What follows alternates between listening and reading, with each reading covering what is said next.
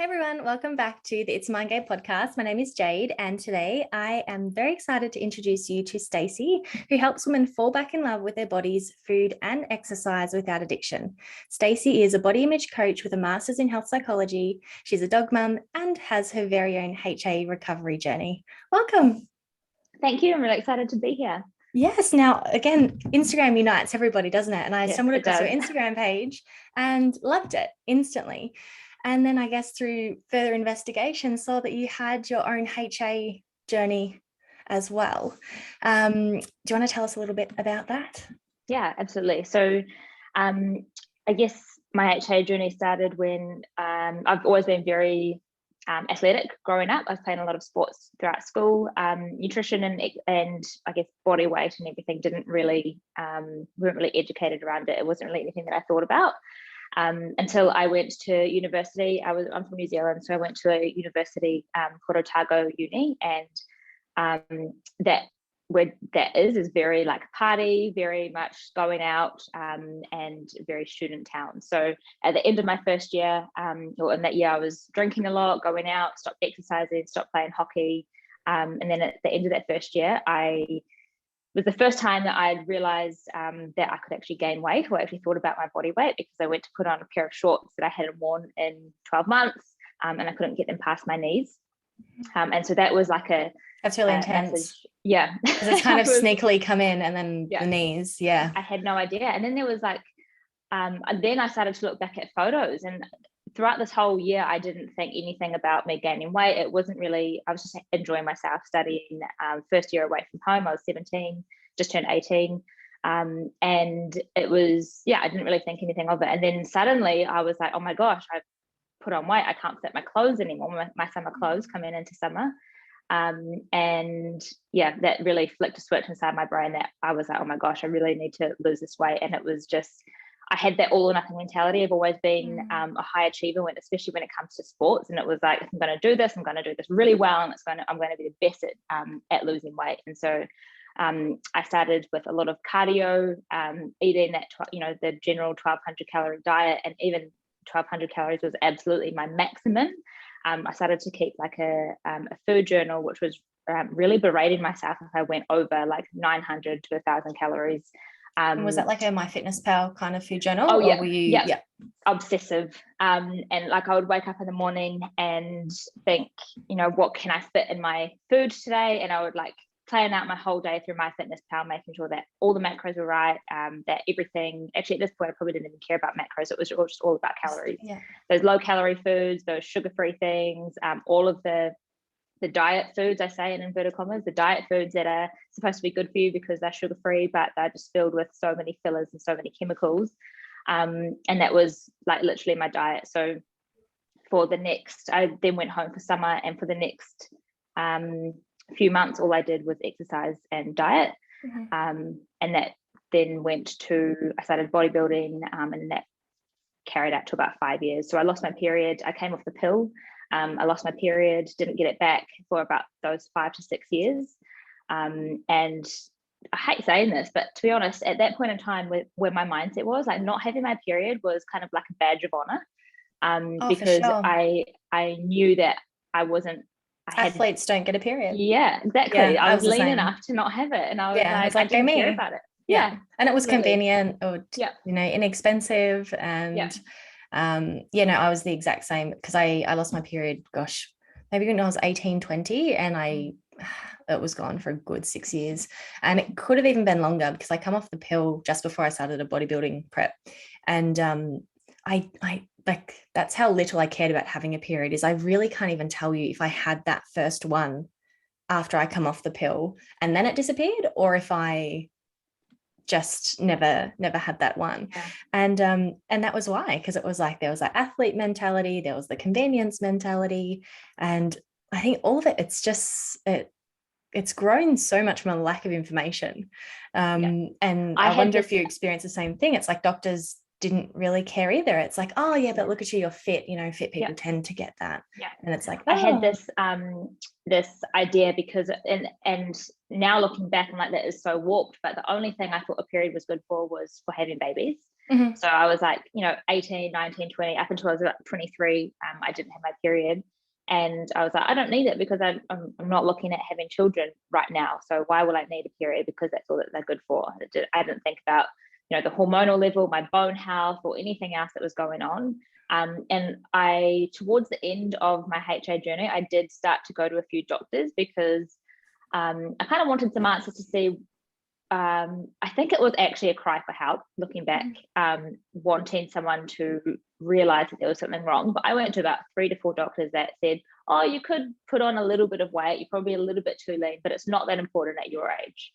And looking back now, it's really sad that that's the, and it's nothing, doctors are obviously very different, but it's really sad that for 4 doctors, that's the same message that I got until I went to an endocrinologist who pretty much said that's absolutely BS. And did an investigation into what I was actually doing to my body, and I had osteopenia in the spine, so stage 4 osteoporosis. She basically said if I didn't start getting my period back really soon, I would probably not be able to have children because the risk was too high, or I was doing too much damage. I was at risk for some cancers because my pituitary gland wasn't working properly. There were so many things going on that wasn't just about having children. And so that is really what catapulted me into wanting to fix that and fix my HA.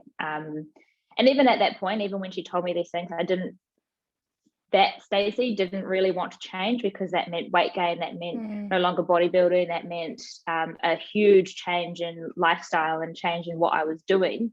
But I knew that if I didn't do it then, in the future, I would have really been annoyed at myself. And it was really that future focus of, if you don't do this now, you're going to be, if you want to have children later and you don't have the option to, that is really going to upset you. So you need to do something about it now.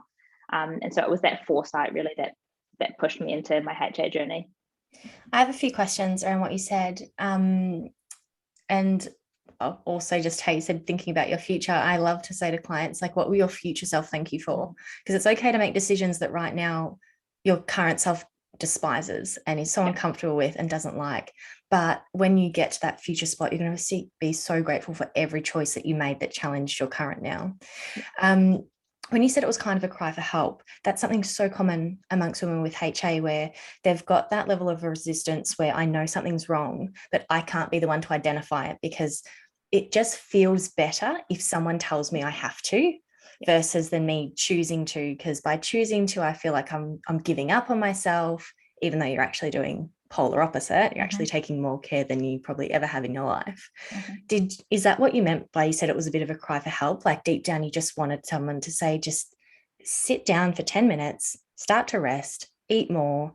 And then when you had your endocrinologist address all these things and actually say to you, this is what you've got to do, even though there was, some level of fear and of change, did part of you kind of just have a bit of a relief sigh, like, finally someone's telling me I've got to do this? Yeah, 100%. So absolutely. When I went to the doctors, I even remember thinking that, and this is why I went to so many doctors, is because, I could have gone to one and they said it was fine and left it at that. But I wanted someone to tell me that I needed to stop doing what I was doing to myself. Because you're right, if I had gained weight or stopped competing, in my mind, that was like letting myself go. And I see this a lot with my clients as well, is especially ex-athletes or people who have competed or in bodybuilding competitions or high-level sport. They have this expectation. I had this expectation of myself, and people knew me as bodybuilding Stacie or bikini Stacie, or, I was always very lean. And that meant that changing my identity, because I would have to gain weight. I didn't want people to see, or I didn't want to feel like I had let myself go.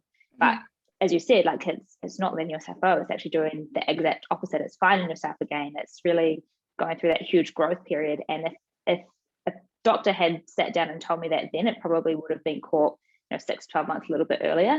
And so I wanted to continue to find those answers. And that's why I went to the endocrinologist, because I knew that there was really no hiding from her, because she was a specialist in this sort of thing. Yeah. And so did she give you sort of that basic advice of you need to start eating more, you need to start resting more, you need to gain weight? What was her sort of protocol for you? So she actually specialized in the female athlete triad.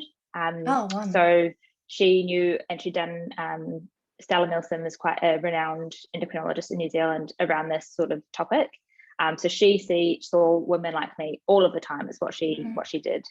So she referred me to an eating disorder psychologist, and she started me eating, the endocrinologist started me eating things that I had not allowed myself to eat for so long. Like, I always come back to this story of eating a scone because I just loved scones, and scones with like jam, and I just never allowed myself to eat it. So every day for morning tea, she was like, just eat a scone. That's all you have to do for now. Then I started to stop exercising as much and just do that whole HA journey of she pointed me in the right direction, and that was in conjunction with my psychologist. So with the psychologist, obviously working with a lot of the psychological practices, with the fear of weight gain, with everything going on that around my emotions and feelings. And then with the endocrinologist, I was working on reducing my exercise. So exercise reduced to 3 times a week. And it wasn't go into the gym and absolutely smash out your routine in 30 minutes. It was, you're not allowed to get your heart rate up. You need to make sure that if you're lifting weights, they're not too heavy. It's really in there just to keep your body moving for health practices. And so 30 minutes would pass, and if I had only done like 3 exercises, I would stop, pack up my stuff and leave. And so I was really diligent in that. I started walking, and it wasn't, walking for 10 kilometers. It was going for a nice leisurely walk to listening to a podcast and really getting my parasympathetic nervous system back into play, because for so long I had just been on like this hyper arousal, horrible hamster wheel that I hadn't been able to get off. And also taking up yoga, and that I hated yoga, absolutely hated it for the first few months. And I said, you have to do it for at least 3 months, and after 3 months you don't like it, you can stop. And around like 2 months I started to really look forward to the practice, and it just helped calm me down and bring me back to my body, and actually allowed me to start listening to my body again, because that's something that you get so out of touch of. You think that you can't trust your body to eat, you can't trust your body to stop when you're full, because we start to bring in all our logical brain, and I really had to learn how to trust my body, and that it would do what it needed to do. If it needed to gain 10, 15, 20 kgs, which it did, I would allow it to do that, and then eventually it would trust me again and it would even out. So it was really this journey of really bringing me back to, I don't want to say myself, but I had gotten so warped in this diet culture and fitness culture that I really didn't know who I was anymore. And that was part of my HA journey as well, which I also see a lot in my clients, is that we are so bombarded with these messages that we don't feel like worthy until we are a certain size or leanness. So that was a huge journey for me. Yeah, and especially like you said, on the identity side of things, it's the idea of being, I guess, the fit chick or the sporty chick, that had actually stemmed from your teenage years as well. It's not like it was a short sharp, it's always been sort of persistent there. When you first introduced the scones, did you have the whole emotional response of your heart's racing, you really don't want to do it, but I've been told to do it, so I'm just going to do it, grit your teeth, get through it? What was, I guess, that first, I'm just going to say exposure, because obviously you hadn't been eating scones for a little while, versus, let's say, 2-3 months ahead where you've had it as a meal every day for the last 2-3 months? Did it go from that sort of like, this is really uncomfortable and I just don't like it, to, like, I'm looking forward to breakfast?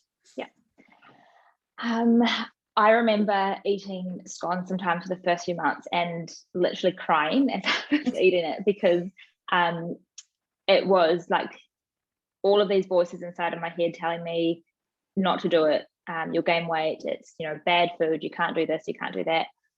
So at first it was a huge emotional response. I was really stressed, I was really upset, and I would feel that intense pang of guilt, especially because I wasn't exercising like I used to be as well. So it was everything all at once. It was everything all at once. And as I said before, I am a very high achiever. So when I went into my recovery journey, I said to myself, you were doing this 100%. Like, there's no half in, half out. There's no restriction. There's no going back to high intensity workouts until you've got your period back. So I stuck with it. So every day I ate that scone or a biscuit or something that really terrified me.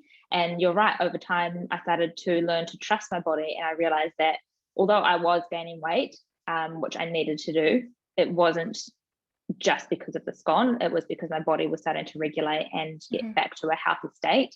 And I started to really enjoy it. And it wasn't, when I first started, I was really scared that I would go overboard, because I was, that binge restrict cycle where you haven't had something for so long and you get a taste of it and you just can't stop. And I had that after a few bodybuilding shows where I would eat like packets and packets of brownies, or my friends would bake me whole brownies and I would eat the whole thing in one sitting.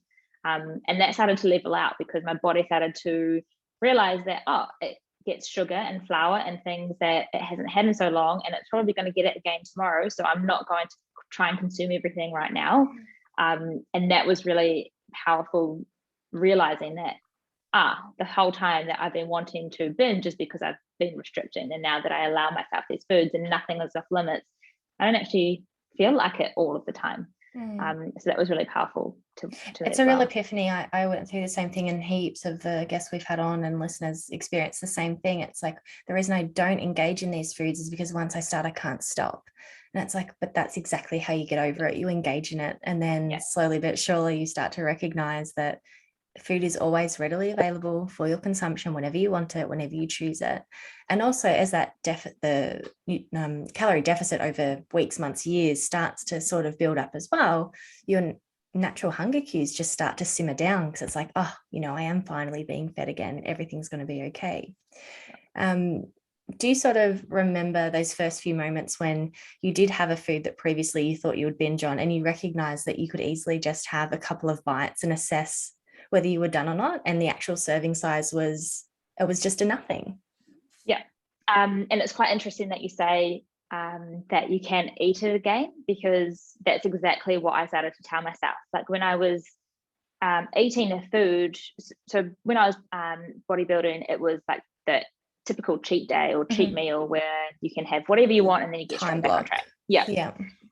And then when I started my HA journey and getting more intuitive with food, if I was eating something and my mentality would be like, you have to have it all now because you're not going to get it again, started to shift. And so I changed my thoughts around that and said, you can have some now, but this is not the last time that you're going to eat. You can eat again in a few hours, and you can get another one if you want, or you can stop when you want. And so it was this whole new world of, I'm actually in control, and just because I don't want it now doesn't mean that, and I don't eat it now doesn't mean that I can't have it later. Like this, just I'm able to actually have whatever I want whenever I want it. And a lot of the clients that I work with think that is terrifying, because at the moment all they want is sugary food or fatty food or those burgers and things.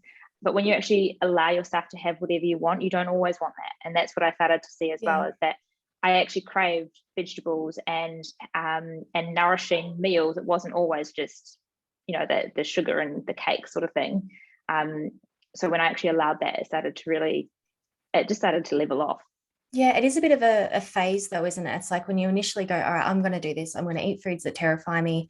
I'm just going to eat to whenever I think is full, because sometimes that's just really hard to gauge at the start, because you've been just eating a tiny little portions and things like that. But then you get to that spot where it's like, oh no, I actually do have the power to choose again, because you sort of go from position A, where everything's just blocked in by rules, position B, where you've got this world in front of you, but you've got no idea how to navigate it. And then C is, I'm actually the creator of rules, and I get to choose. I can choose again and again and again and again. Yeah. With your exercise, you said you were still training when you recovered your period. So you're doing 3 sessions a week for 30 minutes. Yep. What was your training like prior? No, you're right.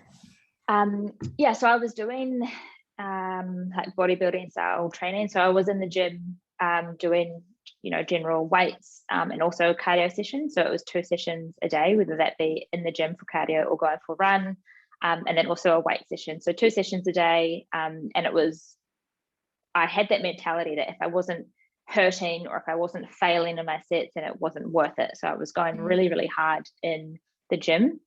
And and it was no recovery. There was nothing actually taking care of my body. It was always just go, go, go, go. And I was also pumping it with, I don't want to say pumping. It was not like I was taking like steroids or anything. But also a lot of like protein powders and BCAAs and things that I just didn't really care what I was putting in my body in terms of, from that nourishment. I thought I was nourishing it, but looking back, a lot of the things that I was taking was actually probably not the best products. So it was really just hurting my body inside and out. Yeah, and I guess that's the world you're in though, because if you're coming from a bodybuilding background as well, it's like all the people you're around at that point in time, or all the people that you're looking up because they're a role model to you, are promoting, the fasted cardio or weights and cardio every day, low carbohydrates, your backers, your protein shakes, creatine, all those sorts of things. And it feels like if you have the goals and you'll share that goal, like that's the protocol everyone must follow. So the idea of not having BCAAs or not having protein shake, in that moment, it's like, but how could I possibly train the way I do and do all the things I do without it? Yeah. And then, in hindsight, you learn just how much of a chemical cocktail some of those products are. Yeah. And that you probably wouldn't, especially pre-workouts. Did you jump on the pre-workouts? Occasionally. I never really got into them because and caffeine, even I drink decaf coffee now because even caffeine has quite a big impact on, like, I started to get heart palpitations and it just will get me really wired. So occasionally I would take pre-workout, but it wasn't really, it wasn't a daily thing for me. But I do know people in the industry and even still who do. And you're right, your environment and my environment, and this I also talk a lot about this with clients, is that environment is such a key influencer. Like one of the reasons that I could really focus on my HA journey is because I really moved away from that and I started to limit myself from the people that were still in the fitness industry. Because you're right, it will just normalize it. And if you're the one person in the group who isn't doing bodybuilding or isn't doing fasted cardio or is focusing on actually gaining weight as opposed to losing it, as humans, we want to be as part of the in-group, and psychologically you're eventually going to turn back to that because you don't want to be considered an outsider, you don't want to be considered someone different. So I needed to really focus on my goals and my values and what I was trying to do and change my environment to reflect that. And I think also sharing my journey, I was quite vocal and honest about it on my social media at the time. And I think that actually really helped me with the switch in identity that I mentioned before, because now instead of being this bikini lady or bodybuilder, I was now focusing on my health and how I felt, and being honest about having to gain weight kind of lessens that burden that I had to do it in silence. So actually being honest about my journey and transparent about what I was going through. So people knew that if they saw me and I looked different, they were kind of on that journey with me, and being honest about that helped me feel like I wasn't just letting myself go. It was, and I talk to this a lot about with clients as well, as actually sharing your journey lessens that burden, and it makes it like not a secret anymore. You don't have to do it on your own. So I think that really helped me as well. Yeah, I love that you brought that up, because I also took the same path with popping on social media and just letting people know, whether it be family, friends, some of my closest contacts. And I found that it wasn't only like therapeutic to just be able to verbalize what was going on in my head, but also one of my biggest fears, alongside weight gain and breaking all these food fears and leaving training, or reducing training, it started off as, is I was really terrified of people thinking that I'd let myself go. And I felt like if I just aired out everything first up and said, like, I'm deliberately doing this, I'm actually working on my health and I am putting myself first, I felt like I cut any possible assumptions off at the knees. Yeah. And that helped me to transition further, because that fear that I had instantly was dismissed because I kind of got in first with the information. Yeah. Did you feel kind of the same way? Yeah, that's a really good way to put it, is that I was also really scared of that perception of letting myself go, because, and it's really sad that in today's world that we look at weight gain as a failure or letting yourself go. And there's a lot of underlying conditioning that goes with that within diet culture, that if you're lean or losing weight, you're being successful, you're dedicated, you're motivated. And if you're gaining weight, it's seen as the opposite. And I really wanted to cut through that and be real honest about why I was gaining weight. And as you said, is that this is my goal right now. This is what I'm focusing on. And it's absolutely not necessarily a bad thing. This actually means that I am becoming a better person and focusing on my health and actually going against the grain of the diet industry. And it was quite interesting when I shared my journey. I had so many women who had either competed or about to compete or were currently competing contact me and say they're going through exactly the same thing. And even to this day, I have women who say that me being honest and transparent about my journey throughout that phase of my life helped them get out of bodybuilding, and actually helped them to transition into that healing themselves as well. So it can be so powerful. And I started doing it for, I guess, selfish reasons, because you're right, I didn't want to be seen as letting myself go, but the ripple effect that it can have is quite significant as well. And I guess massive changes are happening in the area of bodybuilding too, because I'm not sure, how long ago did you compete? 2014, long time. I would have been, I think I was maybe 2012. But moral of the story is, around that time, there wasn't a whole lot of information about, well, one, HA I'd never heard of until years and years later. No one spoke about having eating disorders. It was just, we live the fit life sort of thing and take our Tupperware everywhere. But there was also no talks about reverse dieting, or how to take a step back from training, or how to essentially stop your weight loss once you've jumped on stage, because essentially you've just got that chase for so many weeks, and then you get there, and it could be partly because you're just so depleted, but I kind of felt, in my experience anyway, it's like I've got to stay here.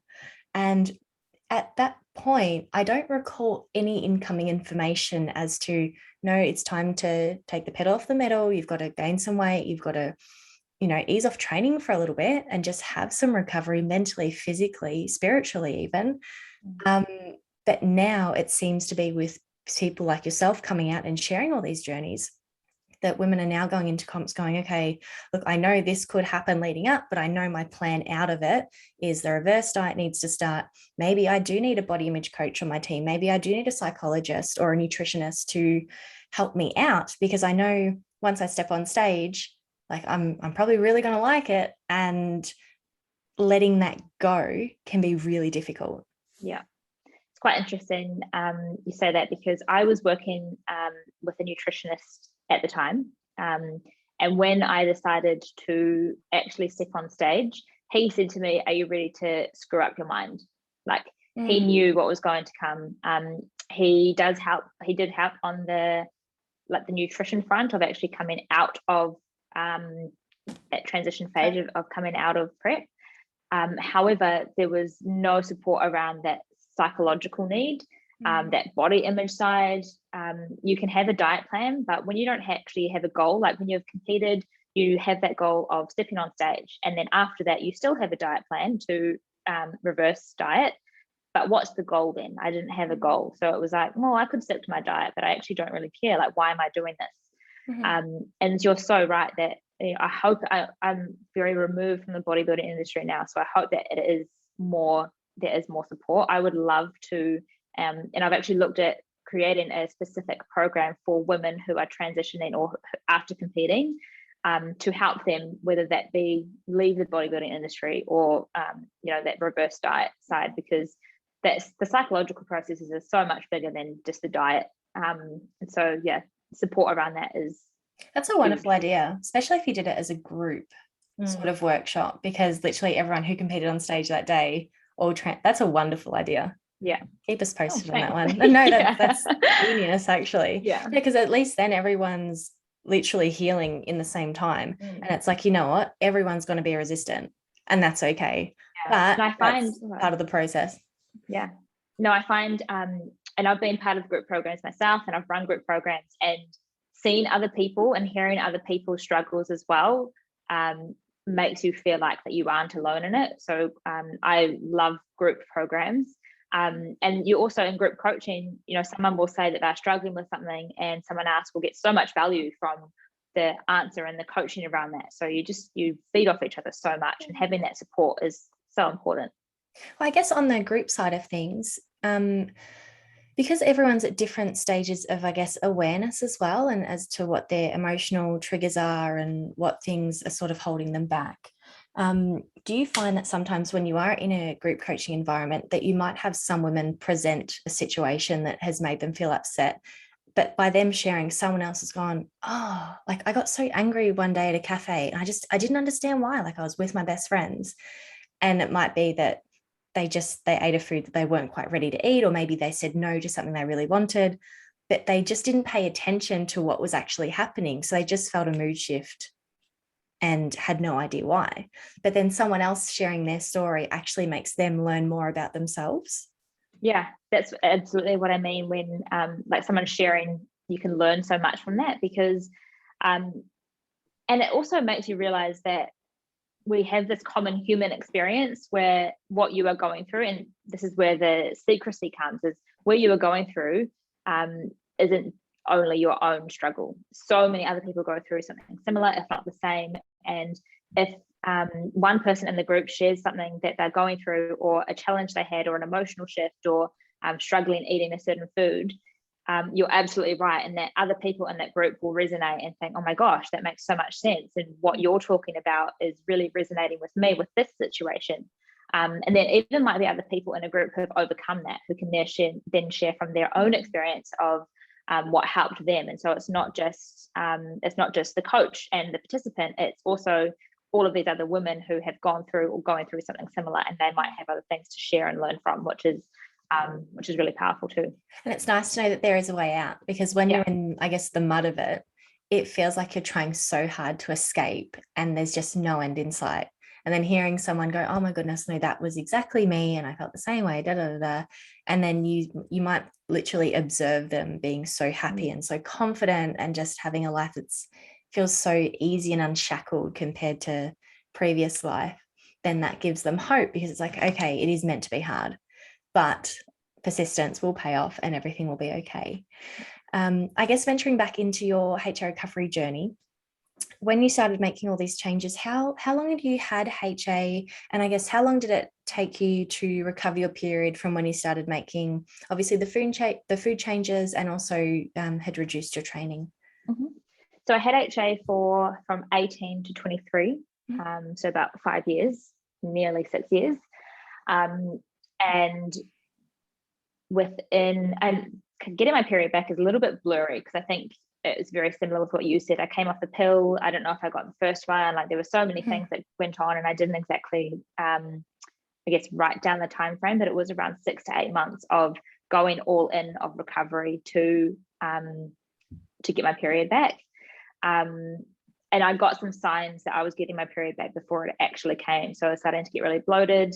I had some like PMS signs, and there was some signs that it was coming back without an actual bleed. And so I spoke to my endocrinologist about it. She said that's totally normal, you're doing all the right things. And I mean, 6 months, it was around 6 to 8 months, was quite a long time to be going all in on recovery. And I felt like, why isn't it coming? I feel like that was also just part of the lesson for me, is that you just need to be patient and trust the process. Yeah.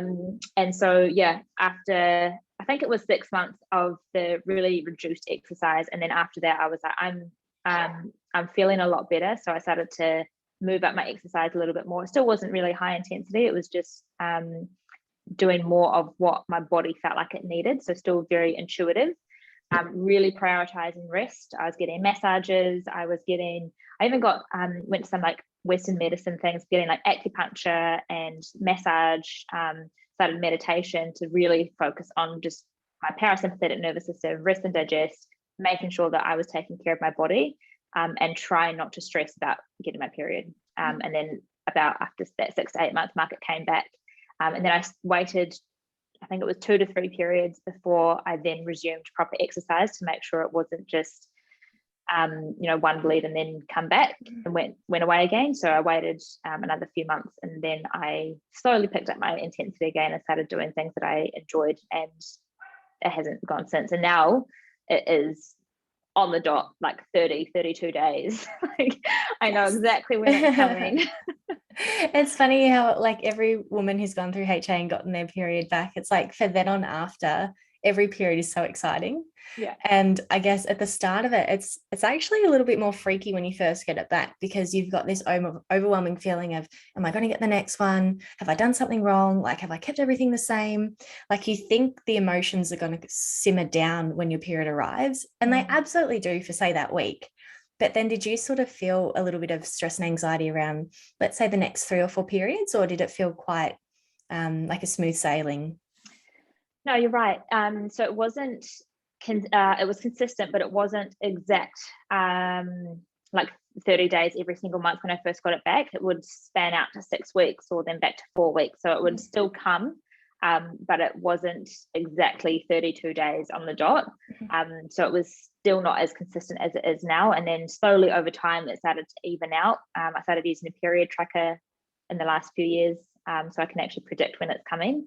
Now, even if, so a few months ago, probably actually at the start of this year, which seems like a few months ago, to be honest, but at the start of this year, I do CrossFit now, which is still quite high intensity. And I was doing a few more sessions than I usually would. I was in a very high stress environment with work, and my period took about 6 weeks to come, and it's really not like it.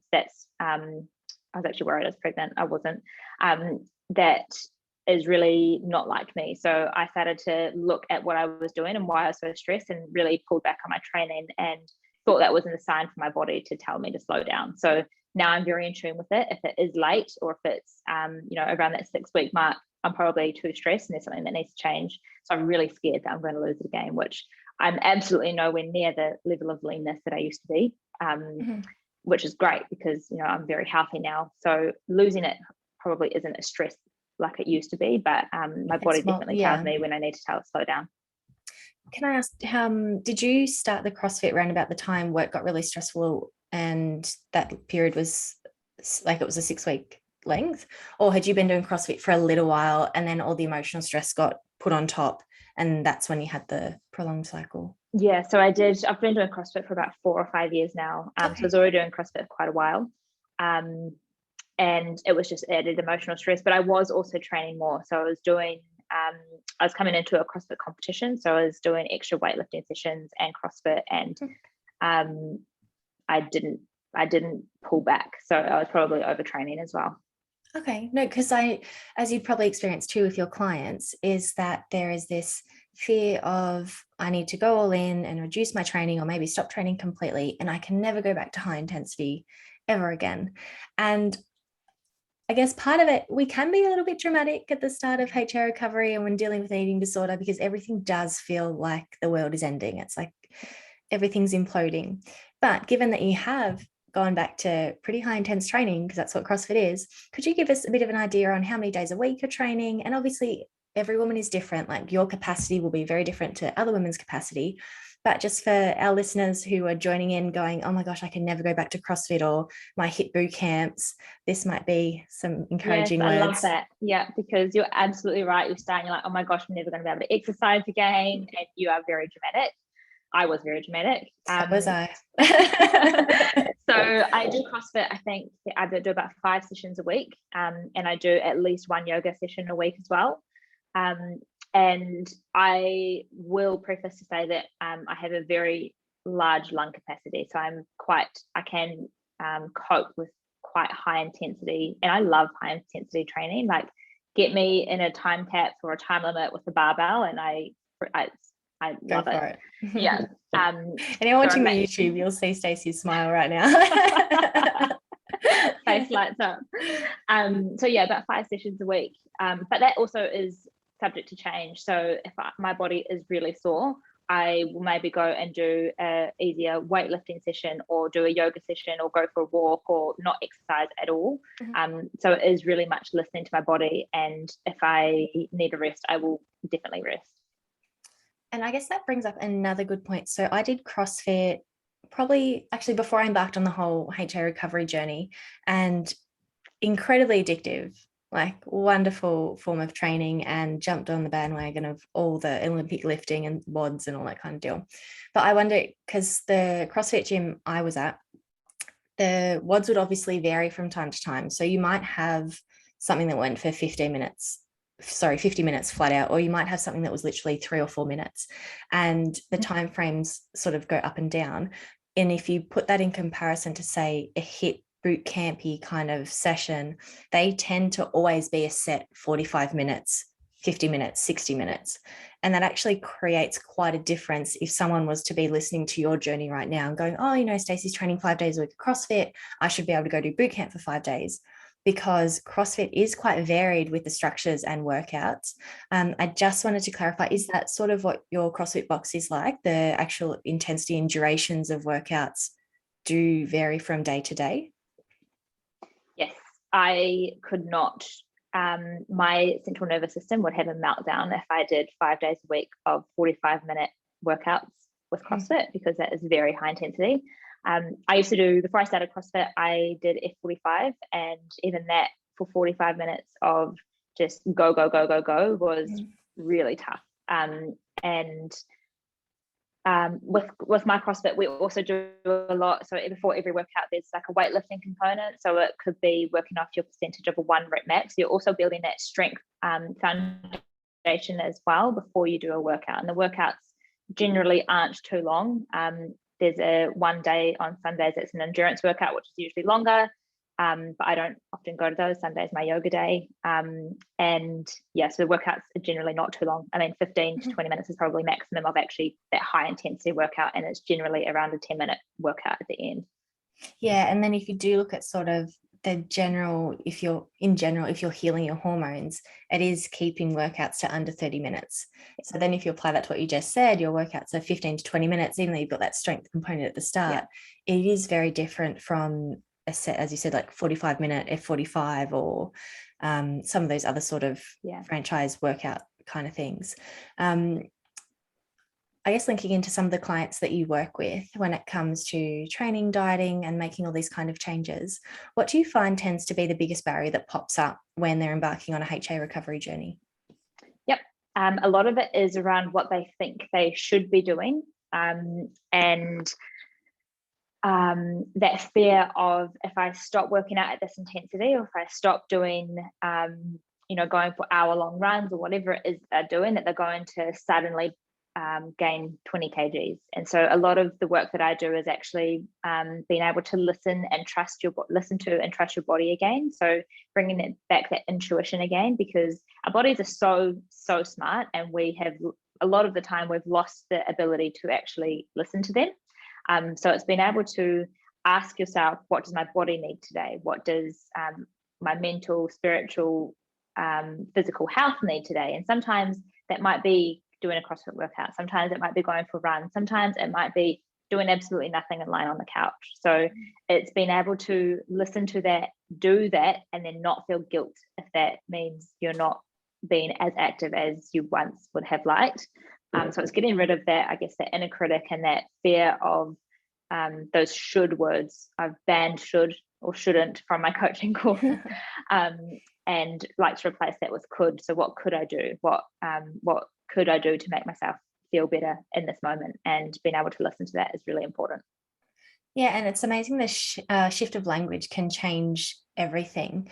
I like to sort of highlight to clients that for the most part, when we feel like we should be doing exercise, it's because it's attached to an old goal, which could have been a weight loss goal. It could have been to compete in a triathlon or a marathon, or I don't know, whatever it is that you do that you love. But then you've embarked on this HA recovery journey, and the process to achieve that goal is so different. And yet we're still using an old pathway to a new goal. Yeah. And then as soon as you sort of bring that to light and go, well, imagine if you were to look at HA recovery as almost like a training program or a training protocol, what does that look like? Like, what do we need to do to get it back? How are we going to win this? And just that shift of suddenly having a task list, because we're such task-orientated people. And again, it's not a walk in the park. It's not as though they leave and, everything's rainbows and butterflies. But sometimes just identifying that, like, oh, goodness, I actually am doing everything that served my old goal, is enough to make people really rethink and reconsider, well, what can I do? What could I do? So I love that that's one of the practices that you do with your clients by removing should and adding in could, because it literally can be that simple that makes these really big leaps in people's behaviors and changes. Yeah.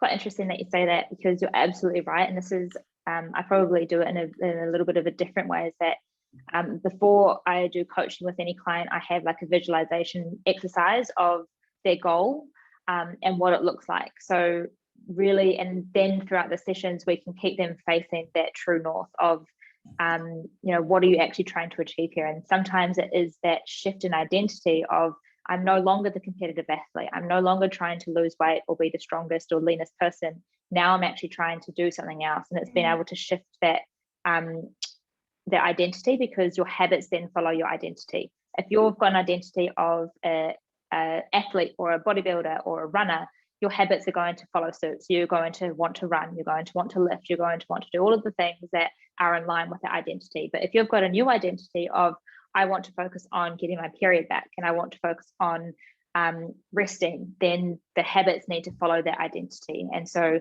being able to establish what you're actually trying to do, then you need to create new habits to get you towards that new goal. Yeah, no, I love that. And especially the visualization side of things, because it can be so much stronger to sort of explore something through a visualization rather than physically having to do it straight away, because that is really spooky at the start. And just planting the seed of, well, what could life be like if I wasn't afraid? And then sort of leaning into it.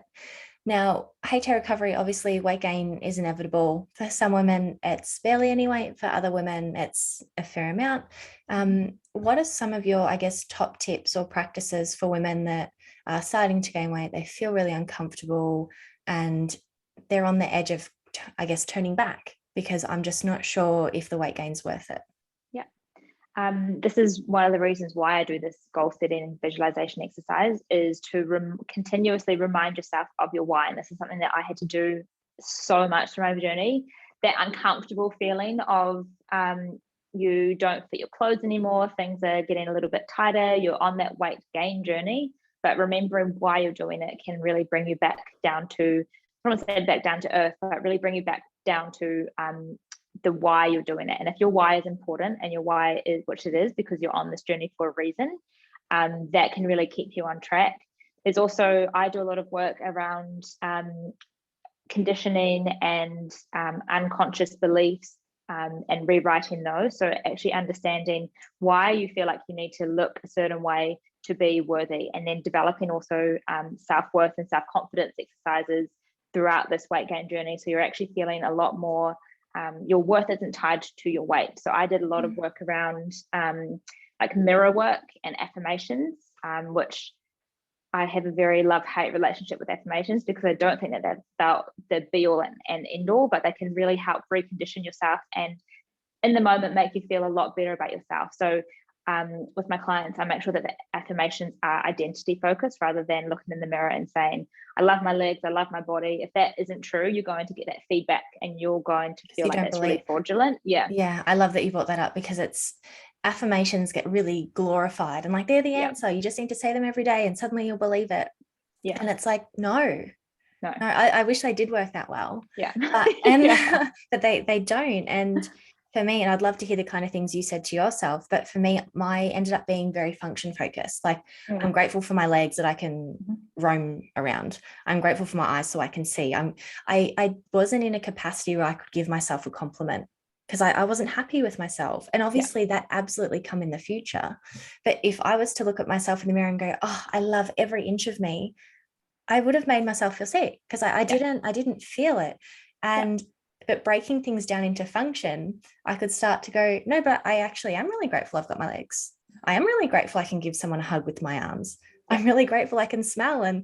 And I still felt silly at the start, because I'm looking at myself in the mirror, talking to myself. But it really was a saving grace by the end of it, because, you know, by the end of the journey, and obviously it's a forever evolving journey. It doesn't really end. It's just ebbs and flows and changes. But now when I look at myself in the mirror, that's what I see. I see this body that's functioning every single day to get me happy and healthy and to explore this incredible life. Yeah, so mine, totally agree. Mine started with function. And then also I often use like, I am becoming someone who loves myself. So I'm not there yet, but I am on the process to being there. I'm becoming someone who appreciates my body. I'm becoming someone, or I choose to believe that I am beautiful. So you're actually, I choose. so Really you're choosing powerful. that state. So a lot of mine were around that, but I also focused on what I was gaining. So yes, I was gaining weight, but I was also gaining so much opportunity to be social again. I could go out to a restaurant and I don't have to take Tupperware. I could actually eat something from the menu, and I could go to social occasions, and I could miss the gym to go see a friend. So I was actually gaining so much more than just weight. And that weight gain actually enabled me to live my life again. And my life was no longer spent inside four walls of a gym or in the kitchen cooking or at my house because I didn't want to go out because I didn't want to smell amazing food and not be able to eat it. So I was actually gaining so much more of my life back. And so I kept reminding myself of how miserable I was when I was lean, how miserable and irritable, and I was not a nice person or not a person that I wanted to be at that stage, because that's the way that my lifestyle was. And now I'm happy, I'm free, I feel a sense of liberation. And that was so much more important and attractive to me than going back to a skinny, horrible person inside. So I keep reminding myself that. And sometimes it would even be writing down. I started a gratitude journal, so writing down what I was actually thankful for, what I was actually gaining, what I was able to do now. And that really kept me on track as well. I'm really glad you brought that up about the comparison side of things. And I guess it's comparison in a good way, because it's really common for, like I did it, women I speak to do it, that you go, oh, I just wish I had my old life. And it's like, no, let's talk about that. Do you actually wish you had that? Do you wish you were carrying your Tupperware tubs around? Do you wish you were spending hours upon hours in the gym and therefore you couldn't go see friends and family? Do you wish you were feeling hungry or tired or sore 24/7? And I'm yet to come across a woman who's turned around and said wholeheartedly yes. Most go, oh, look, I really do miss training a couple of hours a day, but I really don't miss the meal prep. And that's still a really good response, because like you said, then you weigh it out with everything you're gaining as a result of this process. And I think a big marker in HA recovery is when, or even just in eating disorder recovery, is when you can turn around and have spontaneous plans. You've really leveled up. It's like if someone can message you and go coffee, lunch, brunch, dinner, and you can very easily and quickly go, yes, you've made a massive leap forward. Because in the past, it's like, oh, that wasn't part of the plan and I haven't prepped for it. And there's 10,000 things just for a really simple question. Did you go through that sort of transition where like spontaneous plans were the biggest burden? Like, please don't suggest anything on the fly because I don't like it, versus someone messages and says coffee and you're like, oh, lovely, yes, I'd love to go. Absolutely. And even today, like I'm very spontaneous in terms of what do we have for dinner. Sometimes my partner and I will be driving down the road and there's a burger place and he says, should we go there?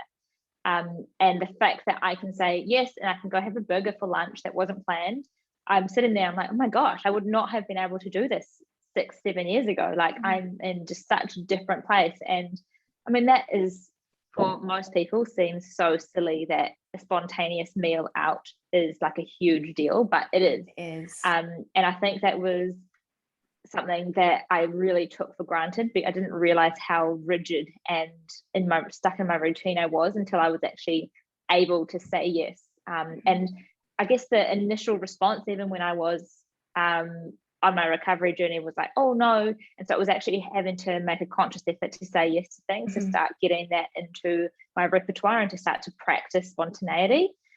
Because at first it's just like, oh my gosh, absolutely not, I can't do that. But yeah, now it's quite amazing what you can do.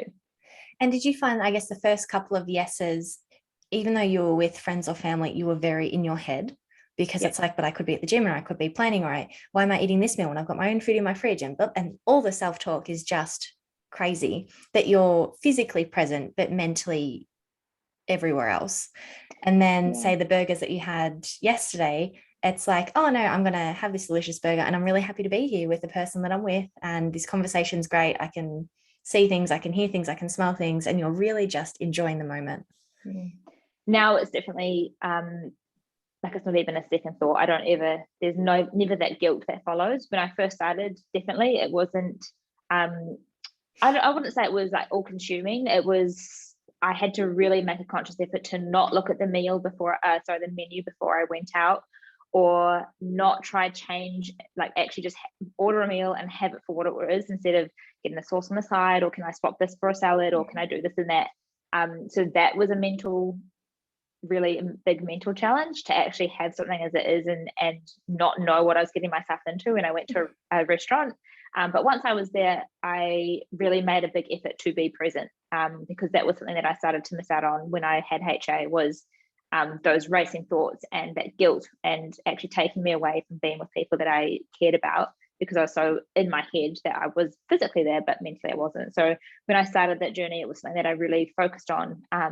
And if these thoughts came into my mind, I would literally just tell them to go away, and that it's not important anymore. What's important is that I'm actually here, I'm living my life and being present. And then that would, easily, no, I wouldn't say easily, but over time it just started to be a lot easier. But the self-talk is really powerful, isn't it? It's like the whole, I guess, a pinnacle of the journey is knowing that when the thoughts come in that aren't serving you, you can say no, you can say stop, go away. And again, at the start, it feels a bit funny because you're literally having a conversation with yourself. But there's such a transition phase where it's like you're consciously telling these thoughts to go away. And then you're consciously telling yourself that you need to take all these new behaviors on board so that you can recover your period and essentially recover your life. But then it does transition to a point where it's like you've got those thoughts on a leash, and you might get a snippet of them trickle into your mind from time to time. But for the most part, they're just like a caged animal. You know, they're there. Like I feel like for eating disorder thoughts and things like that, there is a part that always kind of hazily lingers. But that being said, with diet culture, I think, gosh, probably a whole population has some level of questioning around food and choices. Did you find that you did have that conversion from consciously telling those thoughts to go away to consciously making the decisions that were going to honor your new goal, to they kind of just happen beautifully and simultaneously now? And I think people forget that you are in control of your mind. Like, your mind is yours, and if you don't want those thoughts, they can still come, but you don't actually have to give them any weight. You don't need to listen to them. You can control the way that your brain works.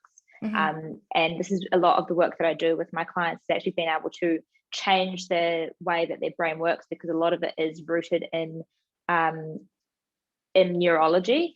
And so it is, it started with being really conscious, really diligent, and then you start to train the way that your brain works. And then it was just like one day it was, I don't even remember really, it was just kind of who I was.